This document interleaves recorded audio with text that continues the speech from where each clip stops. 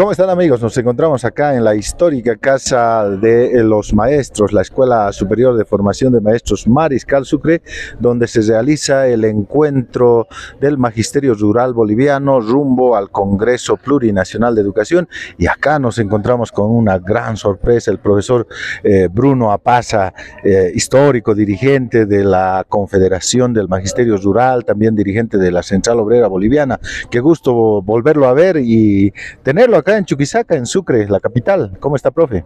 Ahora una alegría estar nuevamente en esta tierra que también es mi tierra. Tengo familia chuquisaqueña, mis hijos también son chuquisaqueños. Mire. Les digo, los chorizaqueños. Chorizaqueños. ¿Ya ha probado el chorizo a propósito? Claro que sí, creo que ya son 8 lunares, ya no solo 7. Sí, definitivamente. Qué gusto. ¿Y por dónde se perdió, profesor Bruno? Bueno, ¿Dónde estaba? Mire, ya más de 40 años de servicio en educación. La mitad ya lo ejerzo en Santa Cruz. Muchos no creen, pero ya he estado siempre cuando en las últimas etapas de mi condición de dirigente ya estaba en Santa Cruz. Como que todos se van a Santa Cruz, ¿no? Sí, oye, para mí la motivación fue muy distinta. La Paz es una plaza política muy complicada, muy complicada. Si no son capaces de derrotarte en términos ideológicos, políticos o del debate, van a lastimarte físicamente. Y eso ocurrió y yo, por proteger a mi familia, más que todo en La Paz, decidí salir. Un poco salir, ¿no? Sí, porque no voy a contar en este momento casos específicos, pero han ocurrido y está de dominio público, ¿no?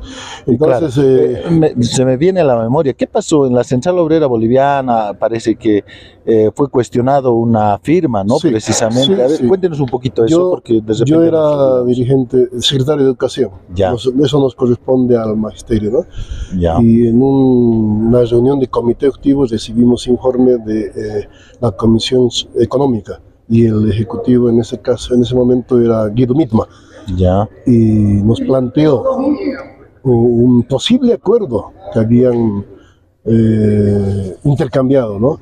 La ley de pensiones establece que cada 5 años se reajusta, y esperar 5 años para mucha gente es bastante duro, ¿no?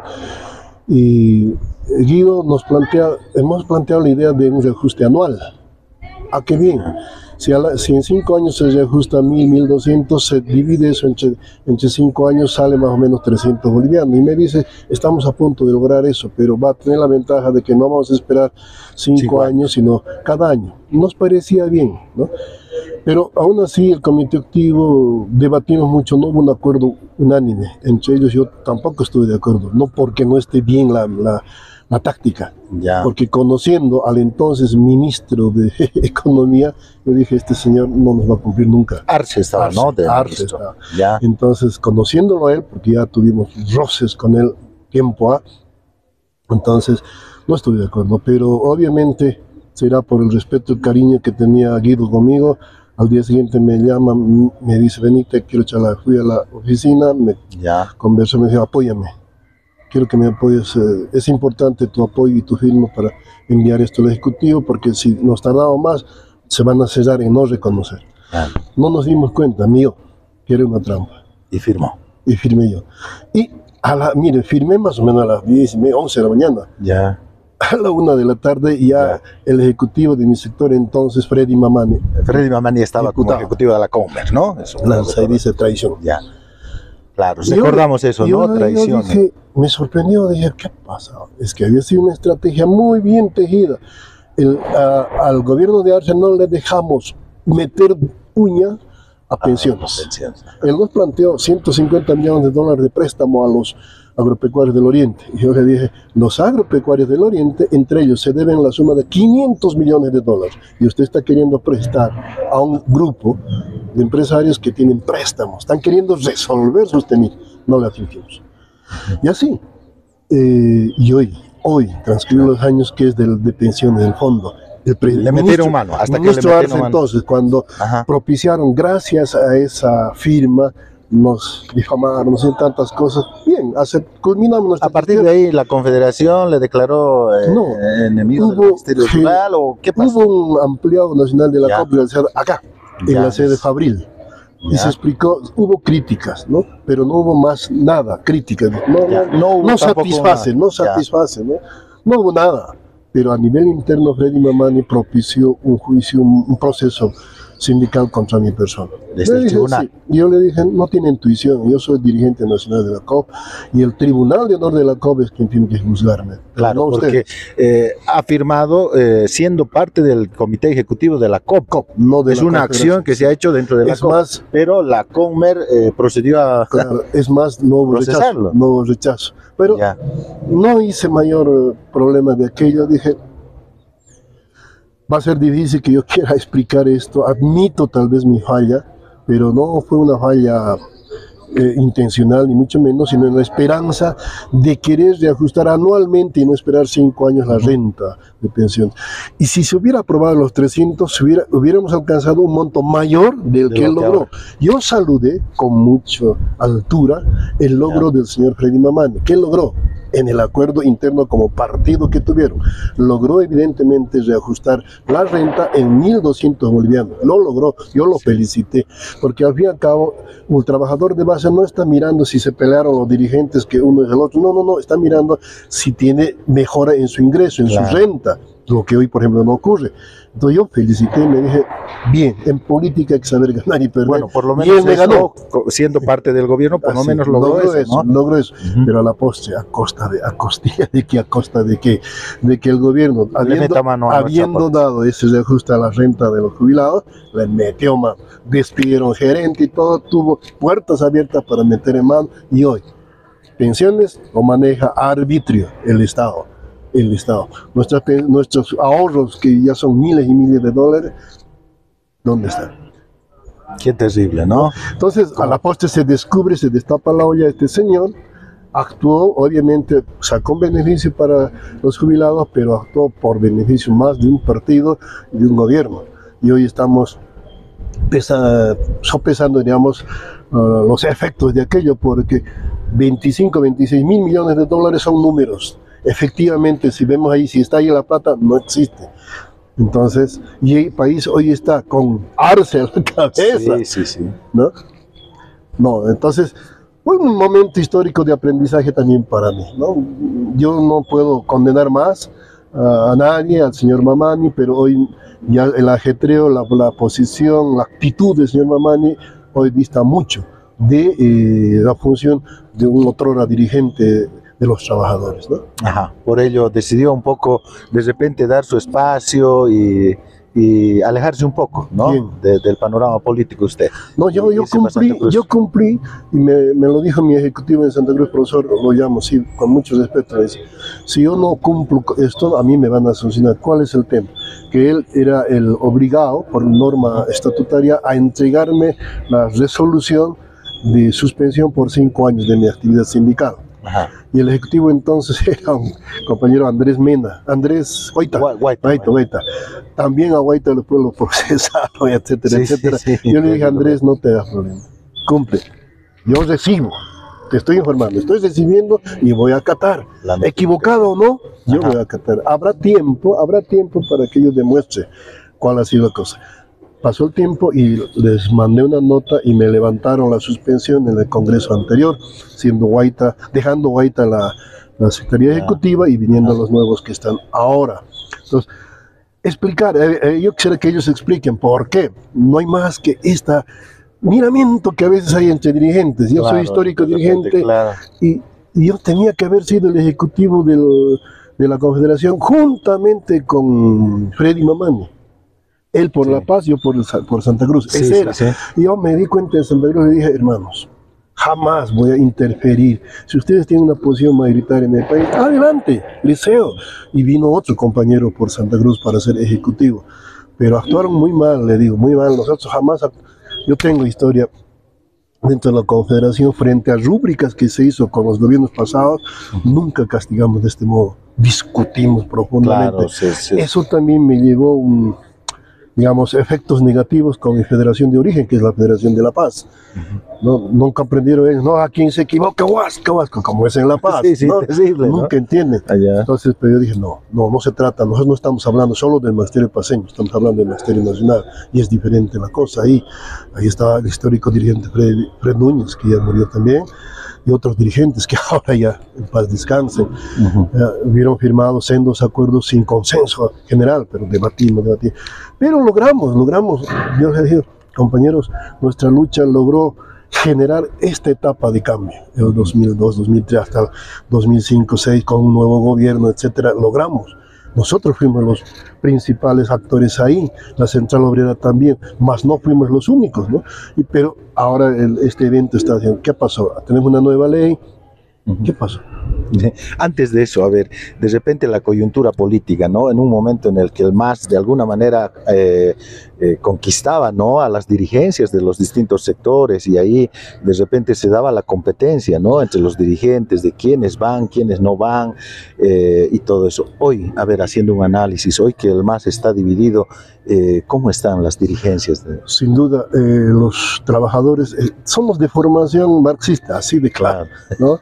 Los partidos comunistas, trotskistas, socialistas, de todos los tipos, divididos. Pero es la izquierda. Esa izquierda estuvo presente en los centros de trabajo, en los sindicatos, etcétera. Yo debo decir que desde la mina también tengo esa influencia, claro, porque yo soy hijo de minero. Entonces, toda nuestra perspectiva, nuestra realización rondaba, ¿no? Los partidos de izquierda, a tal punto que en nuestra lucha nos agotamos, y fueron los propios partidos de izquierda. UDP estaba, el PC, ¿no? Y se dividió después de eso, y los demás partidos, año que pasaba, gestión que pasaba, el entrismo fue una forma, digamos, de vigencia, y se agotaron.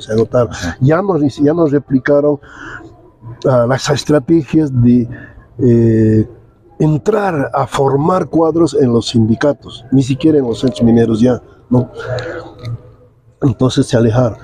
Y en el momento en que surge el movimiento indígena campesino, en ese momento se cohesiona el movimiento cocalero de Evo Morales, ¿no es cierto? Y como opción sale. Recuerden que Evo fue el diputado uninominal más electo, más votado en su momento. Pero cuando hubo la segunda momento de elección y diputado Evo Morales fue nuevamente candidato a diputado nominal, pero eran otros, el compañero Alejo Vélez y Oscar Sala, los candidatos a presidente y vicepresidente. Él planteó y jaló al voto cruzado. Voten por mí, pero no voten por ellos. Ya la pelea, ya estaba ahí, señalando ahí. Pero pese a eso dijimos, tuvo la virtud, pero no es que solo el movimiento cocalero, sino el movimiento indígena campesino encabezado por la CESUTC en Potosí, gestan pues la constitución del instrumento político del Estado, que luego asume el nombre de MAS por una sigla que adquieren de Pedrazos Áñez, un exfalangista, y con eso se inscribe para habilitarse en participación en los procesos electorales, y los trabajadores, mi persona misma, adelante. Es la única opción en este momento. No hay más opciones que contrarrestar. ¿Estaban en ese momento capacitados para ejercer la función pública? Pues no, y lo dijo Evo. Y le dijo, ¿no? Goni no ganó, yo gané, pero él me hizo trampa y ya. ¿Pero estabas preparado? No. Ni siquiera cuando él asumió tiempo después, no estaba. Yo planteé ahí una reunión cuáles son nuestros cuadros ahora administrativos para ejercer la función pública. ¿Cuáles? Los miraba, no había. Y eso no es que sea malo, sino era una constatación de nuestra realidad, las dificultades que íbamos a atravesar ya en la gestión del Estado, ¿no? Y lo malo es que repetimos los mismos males del pasado. Solo cambió la gente del ejercicio. En una reunión, yo no soy masista, nunca ingresé al MAS por una discrepancia ahí con Evo Morales. Yo les dije, ¿cuál era esa discrepancia principalmente?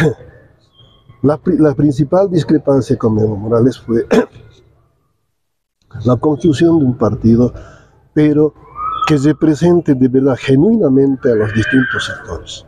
Y que cada sector tenga vigencia, o sea, diferente a la organización de los partidos políticos tradicionales, ¿no? Más corporativista, por así decirlo. Por así, claro, yo vengo de una tradición corporativista como es la COP, y tal vez eso mismo me posicionaba en ese pensamiento. Y él decía, no, todo centralizado en el caudillo. Siempre fue así, siempre fue así. Cualquier cosa, entras a mi partido, te doy. No estoy planteando yo eso, porque no todo lo...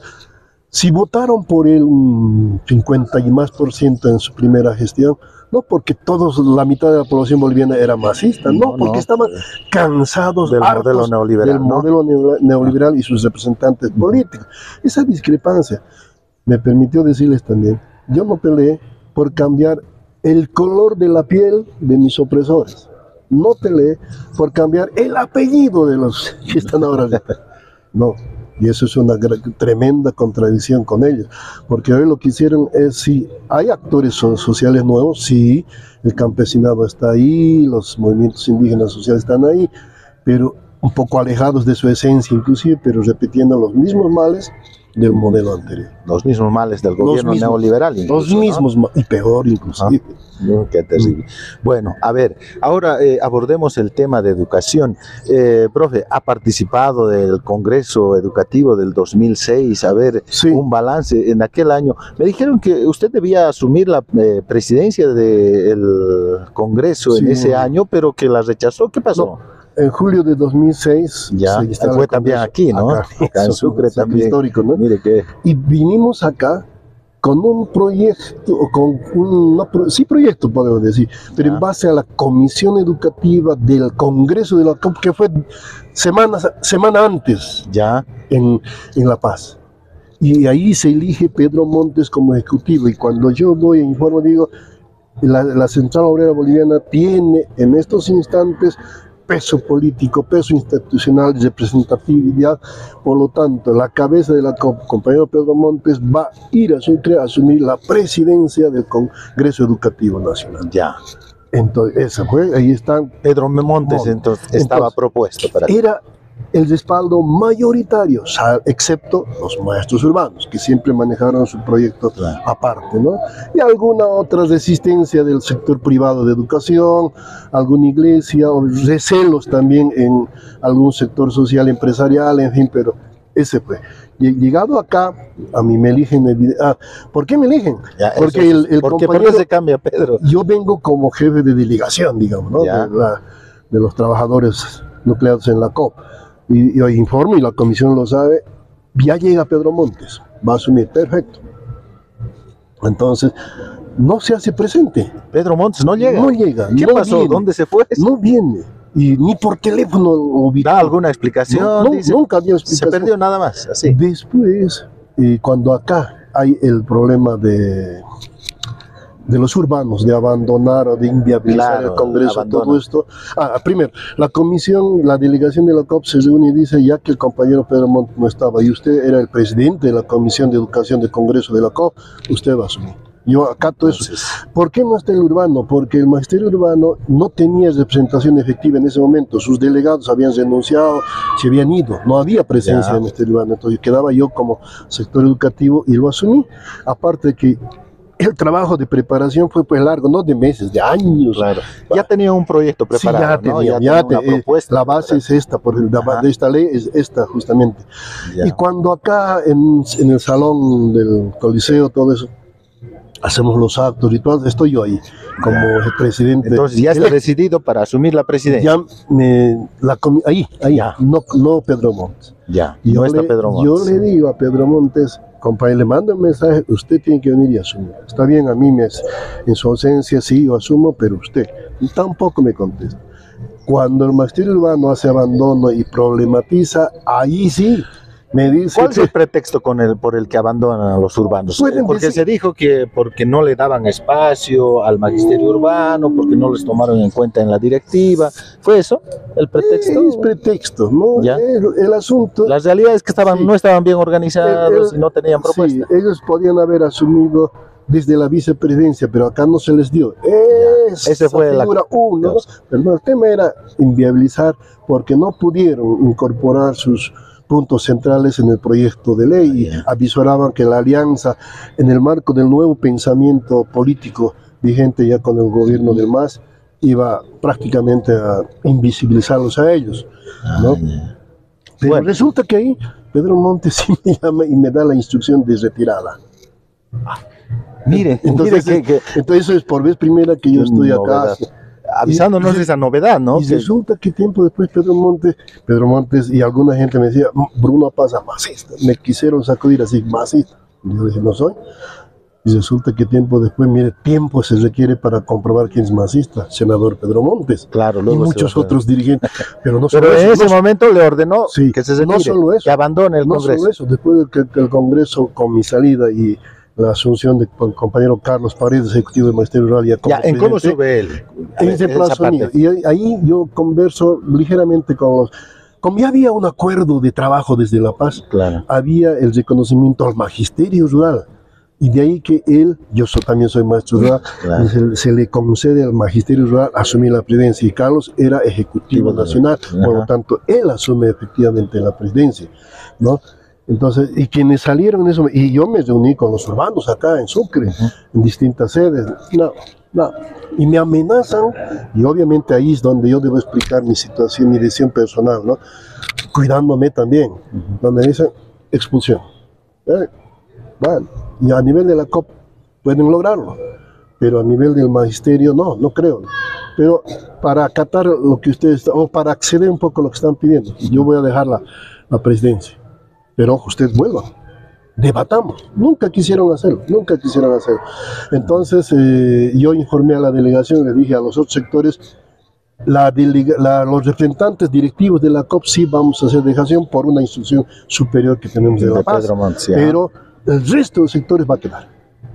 Un hermano mío quedó todavía aquí en el Congreso, etcétera. Entonces, mire lo que están los cosas. Tiempo después, el Partido Comunista, al cual pertenece la dirigencia urbana, acuerdo con el gobierno y nombran autoridades administrativas. Claro, porque en ese momento, 2006, el Partido Comunista todavía no hizo la alianza con el MAS. No estaba, pero poco tiempo después ingresaron. Ya designaron al compañero Ramiro Cuentas, que en paz descanse, muy buen dirigente, excelente dirigente, estuvo ya en el Ministerio de Educación. Y ahí después, todo lo que viene, ¿no? Ahorita son parte plena, pero... ¿Cómo cambian las cosas, no? En un momento determinado, en una coyuntura puede ser enemigo, pero en otro momento de repente yo les di la lección esta de lealtad, porque los compañeros urbanos aquí en este patio donde estamos, compañero Ciro Oso, ejecutivo de ellos y otros más, me encuentro porque ellos trabajan en Santa Cruz, les di la lección. Y miren ustedes, pero no van a valorarme, a mí no necesito, yo estoy tranquilo, mi conciencia tranquila, mi lucha, mi participación data de mucho tiempo atrás, que solo de ese momento del Congreso acá quedé mal, evidentemente debo asumir, pero también les critiqué a algún compañero dirigente que es de acá también, de los campesinos. Bueno, pues campesinos, claro que vives allá, vienes a representar, pero vos sos empresario, porque tienes tus movilidades, un tal Barrientos. Bueno, y ahora, ¿quiénes son los constructores? A ver, si recuerdas algunos nombres, como José Quiroga, me dicen, el profesor también del Magisterio Rural. ¿Quiénes son los creadores, los que realmente trabajaron para crear esta propuesta del modelo educativo sociocomunitario? En la visión de romper la visión castellana de la sociedad boliviana, de no reconocer la presencia, la existencia en nuestro territorio de los pueblos, naciones. El Magisterio Rural, obviamente, en su rol, quienes fueron después de los 60 más que todo, los que ingresaron a asumir las docencias en el área rural, campesinos. No fue fácil dejar nuestro idioma y asumir el castellano como lengua oficial. Nuestros mayores decían, hay que aprender el castellano para hacer la defensa, la lucha en su propio idioma contra los opresores. Correcto. Fue el profesor Quiroga Laine, que en los 60 fue parte del comité activo de la COP. Con esa experiencia, perigeño fue recogiendo y construyó, el cual solamente pudo ser viabilizado en la coyuntura de la recuperación democrática. Pero la participación del Congreso, de los congresos pedagógicos del 70 y del 77 fue muy importante. Ahí ya engranaron con muchos otros maestros más, pero fue el profesor José Quiroga, el articulador, el que construyó el plan global de reestructuración. Implicaba una educación comunitaria, intercultural, plurilingüe. A partir de ahí se empezó a manejar eso. Y con el gobierno democrático de Hernán Siles se logra un acuerdo así, estatal. El gobierno se encarga de buscar financiamiento y logra a través de la UNESCO apoyar la implementación de esto en su etapa experimental, por supuesto, no por general, ¿ya? Pero ya se irradiaba esa idea de la educación intercultural bilingüe. No se hablaba todavía de intraculturalidad, de comunitarismo sí se hablaba, pero no de producción, porque estábamos lejos todavía de aquello.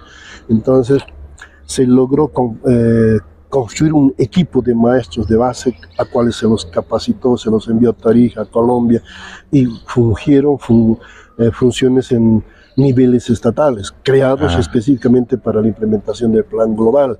Entonces, esta es la génesis, es la base. Él a la vez fue secretario de Educación de la COP. O sea, yo fui un sucesor posterior, y ahí él también hizo aprobar en sendos congresos, eventos, con proyecto educativo popular, así se llamaba el plan global. Entonces se amplió mucho más el debate, el conocimiento en principio y el debate sobre esta propuesta de ley.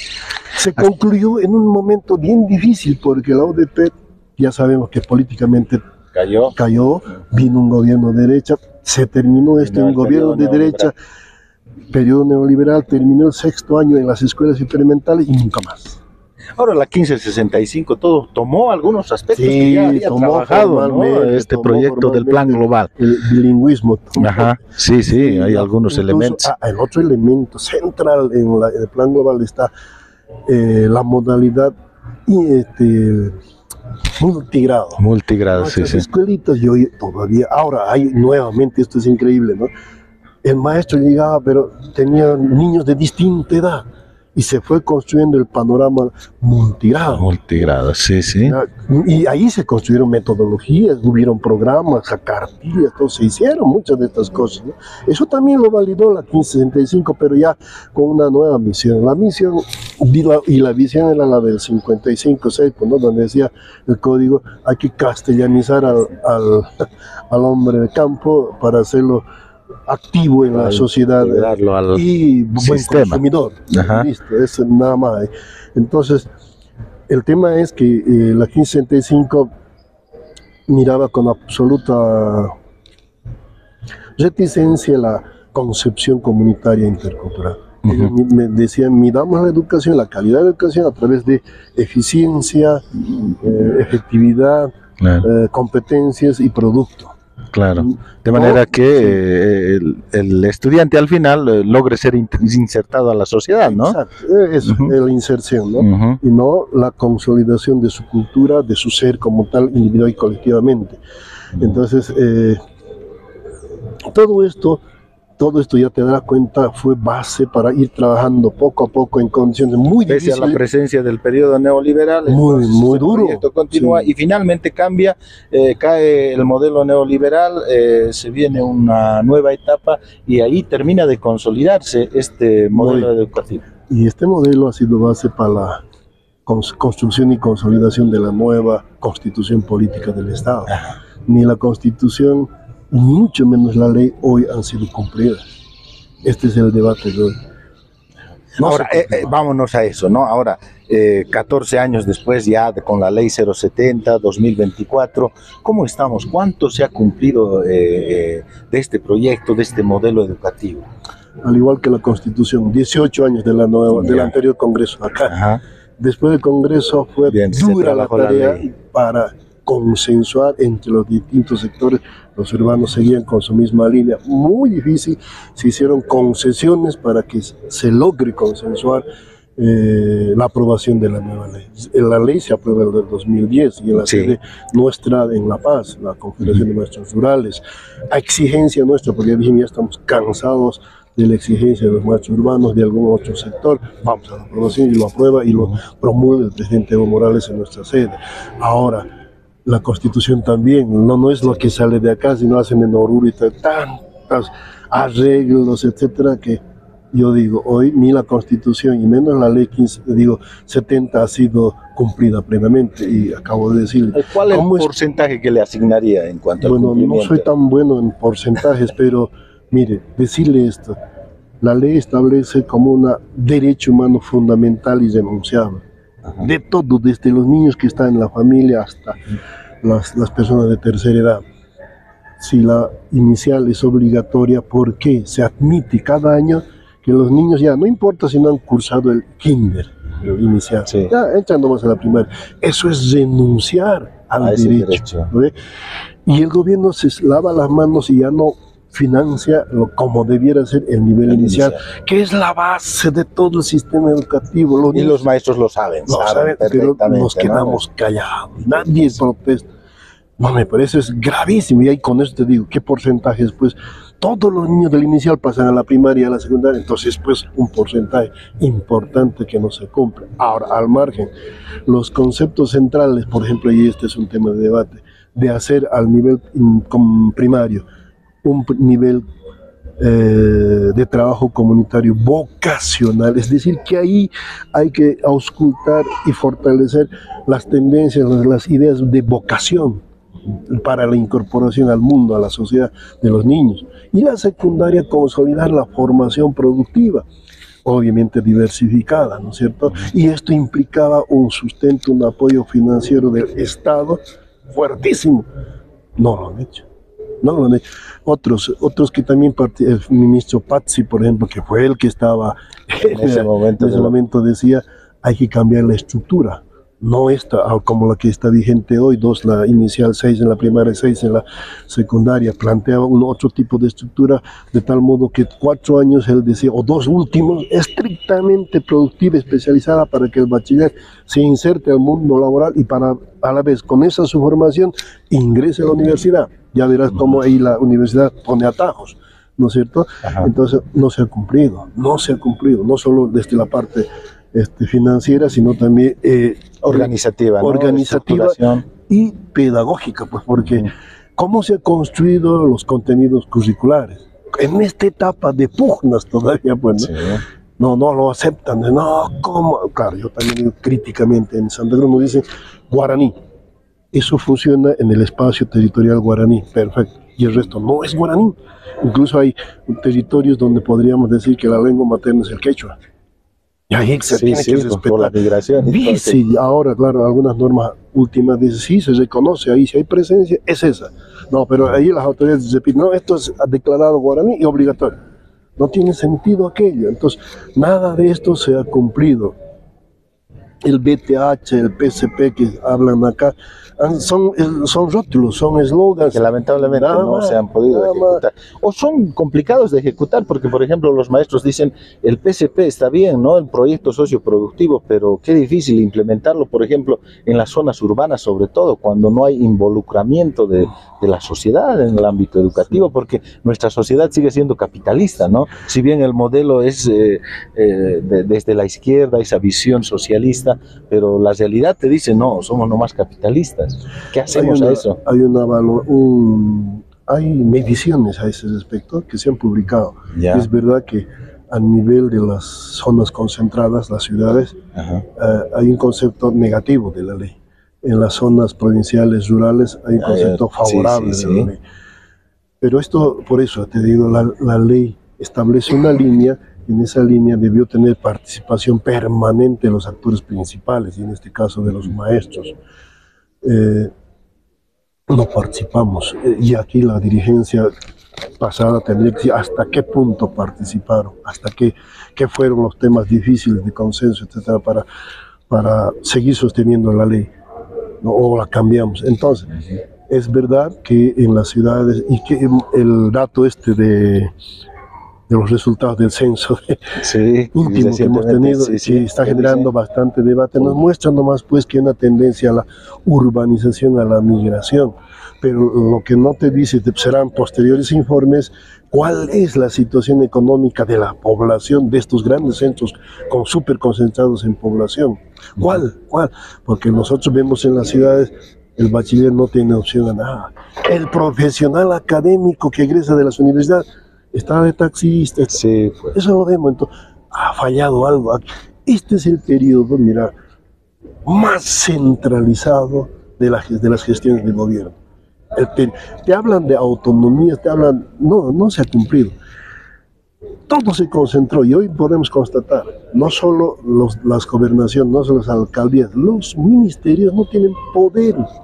es el presidente. Desde Evo, es el presidente. Totalmente centralizado. Nosotros antes podíamos hacer acuerdos con el ministro y decir, caramba. El ministro tenía la capacidad de concertar con sus coministros y si se trataba de plata, lograr. Ahí está, he logrado. Pero por ejemplo, no hemos podido lograr todo. Ya pues está bien. Claro. ¿No? Pero hoy no, ya se te dio, listo, callado. El presidente, no puedes más. Yo anticipé esto porque como ya lo conocimos en la lucha al señor Arce. Él nos hizo firmar una vez un acuerdo para levantar la huelga y vamos a lograr un punto. Nosotros firmamos y dijimos, no, listo. O sea, ya lo conocíamos, yo lo traté de mentiroso. No es que tanto el Evo era duro, sino Arce. No, el primer momento. Sí, porque yo recuerdo el 2008, el magisterio, nos fuimos a La Paz y pedíamos un incremento salarial. No, nos tuvimos que retornar así en la derrota. Hay una prueba, hay una maestra de San Pedro que tiene la firma del Evo en un papel así, corriente de un cuaderno. Ya. Te lo firmo y te lo voy a contar. Aquí está mi firma. Les demandamos respecto a pensiones y todo eso. Él en primer momento dijo, vamos a hacer justicia. Tienen razón. El que lo jodió es Arce. Le dijo, no, el ministro de Hacienda, ¿no? No hay más. Y captó y imitó la actitud de Arce Evo. Empezó así nomás. Hoy, ¿quién tiene la capacidad de resolver? No, es el presidente. Nadie más, nadie. O sea, es súper centralizado. Pueden hablarte de autonomías, de la ley, nada de eso tiene que ver, no se ha realizado. En educación lo mismo, y aquí tenés autocrítica. ¿Y qué estamos haciendo? Nosotros debemos estar trabajando técnicamente estos temas aquí, en cada federación. No vamos a gastar mucho, será un refrigerio pequeño, pero tener preparado. Compañeros, vamos a las discusiones, tenemos, pero acá está nuestro trabajo. Mal, bien, pero acá está nuestro trabajo. Lo mismo la confederación dice, compañeros, esto.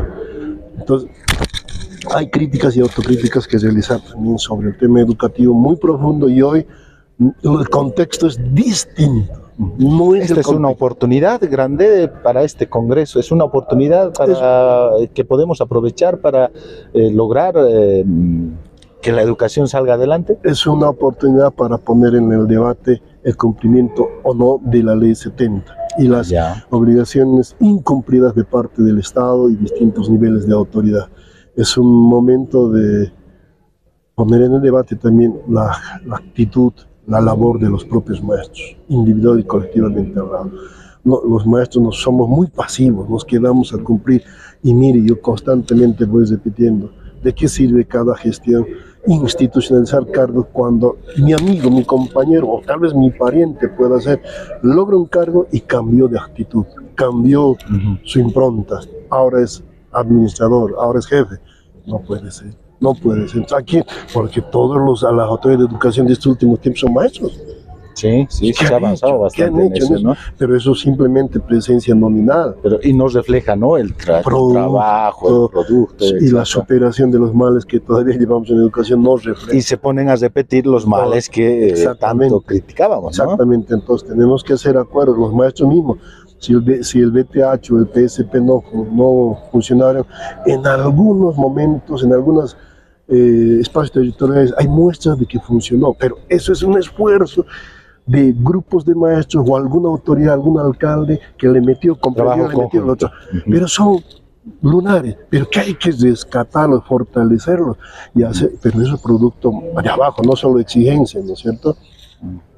Ese es nuestros jóvenes estudiantes de ciudades y de campo ganando sendos concursos a nivel internacional. ¿Cómo se da? Le han metido trabajo por los maestros, las autoridades, los propios padres de familia, los estudiantes. Basta para eso. El tiempo de la escolaridad, bastan las horitas que trabajamos en la mañana o en la tarde. No, se necesita mucho más tiempo dedicándole a esas actividades que nos dan resultados. Pero eso se está mostrando si no hay el cumplimiento de lo que la Constitución establece, de que la educación es la primera función del Estado, pase lo que pase, no va a funcionar. Ahora, de parte del maestro, se dice, el maestro no ha llegado a apropiarse del modelo educativo. Eso también es una realidad. Pero algo pasa. Porque de repente preferimos seguir con las viejas prácticas, ¿no? La vieja forma de enseñar, ¿no? Por ahí necesitamos también. Esa es una autocrítica, ¿no? Dicen los viejos maestros ya no quieren el cambio, ¿no? Porque significa también cambio. Los jóvenes maestros se han quedado en el conformismo, en lo fácil. Y las autoridades nos han intentado llevarnos simplemente a la labor administrativa, informes, plan, nada de resultados en el orden pedagógico concreto, ¿no? Nada. Entonces es una autocrítica, yo señalo también, no somos adeptos a hacernos autocrítica, pero hay que hacerlo, estamos en familia, hay que hacer, que no vengan de otro lado, bueno, pero tenemos que autocriticar, no está bien, las federaciones han dejado de lado, se han olvidado de tener contacto con los jóvenes estudiantes de las SFEM, no hay presencia ya, entonces, ¿cómo están surgiendo los nuevos maestros? La idea es ahí ya, salir, ahora, ¿dónde hay? La ciudad, ¿no? La ciudad. Ahora, por ejemplo, otro de los elementos míos, hay que revalorar y hay que nuevamente darle fuerza al hábitat rural. No voy a poder luchar para frenar la migración campo-ciudad, el crecimiento de las ciudades, pero ya en el presente se puede notar y en perspectiva nos están diciendo de que la calidad de vida, ya no solo de educación, está en el campo. Yo por mi consejo a los jóvenes, si tienen parcela, no la pierden, no la venden, no la venden. Definitivamente, porque esto es el futuro. Esta confrontación va a permanecer por siempre entre los que viven en la ciudad y los que viven en el campo. Va a permanecer. ¿Cómo será? A ver, veremos el desarrollo de la ciencia, la neurociencia que está incursionando con mucha fuerza. Nos va a también dar pautas para cualificar, para cambiar la propia ley. Pero en este momento, plantearse, como acá se ha dicho en alguna voz, de cambiar la ley, es tremendo eso. No creo, no porque además no se tiene, no estamos en condiciones. No estamos en condiciones. El contexto es diametralmente opuesto, difícil. Antes había una fuerza casi unificada, ¿no? Ahora está disperso. No sabemos quién va a hacerse cargo de la cosa pública en el país, y peor, plantear así, no tenemos entendimiento con los maestros urbanos, peor.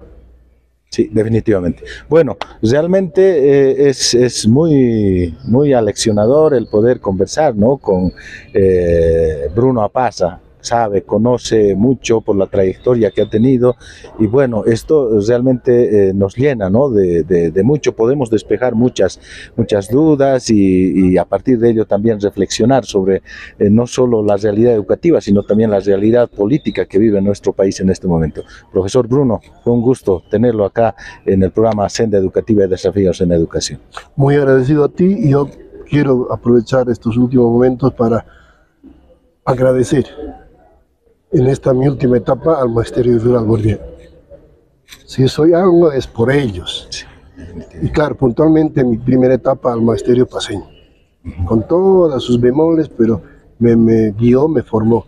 Y en esta segunda al Magisterio Cruceño, que me abrió las puertas y que me permite también hoy estar presente. Tener otra perspectiva también, ¿no? Oportunidad. Ajá. Yo digo, ya en mí, al menos es de despedida en los encuentros así de este tipo, porque la edad no es inexorable. Sí.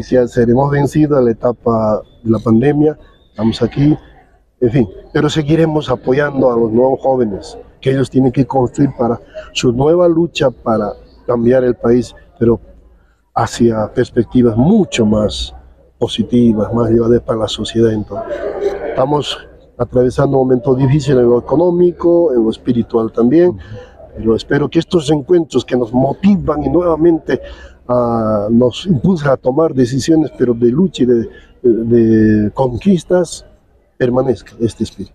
Nada más, muchas gracias a ti, saludos a todos. Muchas gracias, profesor. Placer. Bien. Gracias.